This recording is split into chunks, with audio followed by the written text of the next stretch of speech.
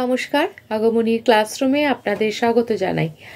আজকে বায়ু দূষণের আরেকটি দিক নিয়ে আলোচনা করব।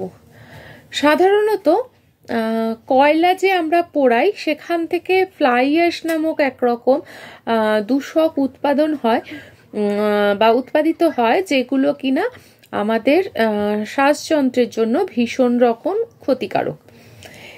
এই জন্য এই ফ্লাই অ্যাশকে ব্যবহার করে কি করা হয়, বাতাসকে অনেকটাই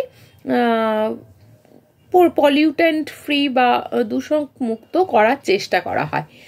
তো এই ফ্লাই অ্যাশগুলোকে আমরা কি হিসেবে ব্যবহার করতে পারি বা ফ্লাই অ্যাশগুলো কি দিয়ে আগে গঠিত সেটা দেখে নিই। আগেই বলেছি কয়লা পুড়িয়ে তৈরি হয়। এর মধ্যে থাকে প্রচুর পরিমাণে silicon, aluminium, potassium, iron, carbon, sodium, sulphur, calcium, phosphorus, magnesium, carbonate and titanium. এবার হচ্ছে এগুলোকে আমরা কি করতে পারি এইটা নিয়ে। ফ্লাই অ্যাশ কিন্তু খুব ভালো রকম দিয়ে খুব ভালো রকম ইট তৈরি করা যায় এবং এই ইটের বাড়ি কিন্তু খুব শীতল হয় এবং বেশ শক্তপোক্ত, মানে আমরা যে ইট ব্যবহার করি তার চেয়ে অনেক গুণ ভালো কিন্তু ইট ফ্লাই অ্যাশের মাধ্যমে তৈরি করা যায়।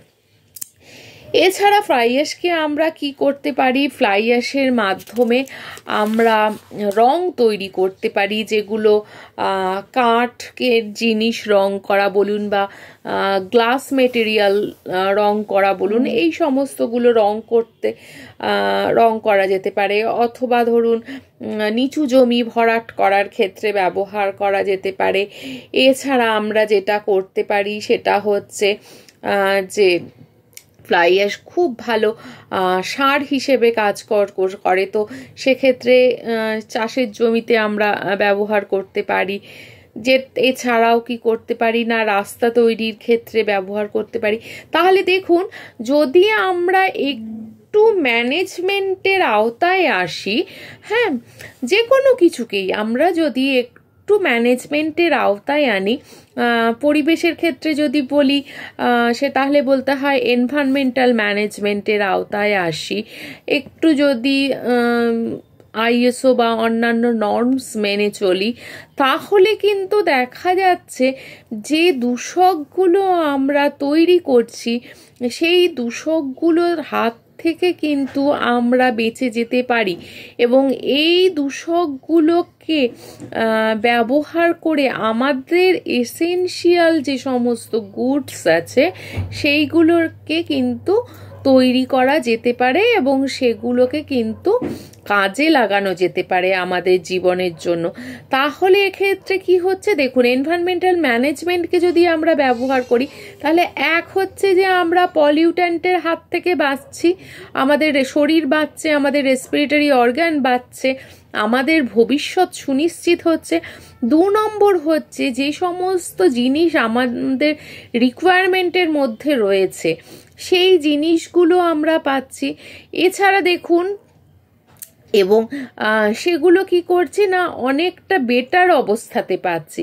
যেমন ধরুন এই যে রাস্তা তৈরি করার জন্য এত পিচ, মানে রাবার গলিয়ে করে স্টোন দিয়ে, মানে সেটা তো আরও বেশি দূষণ তৈরি হয়। তার চেয়ে যদি আমরা ফ্লাই অ্যাশ ইউজ করি তাহলে অনেকটা বেটার অবস্থায় থাকা যায়। এছাড়া ধরুন এই যে ইট তৈরি করার জন্য এত মাটি কোটে, এমনি তো আমাদের সয়েলের সয়েল হতে পলিউটেড হতে বা সয়েল কোয়ালিটি ডিগ্রেডেড হতে তো মাটির প্রায় চিহ্ন মাত্র আস্তে আস্তে ওই রকমই হয়ে যাচ্ছে।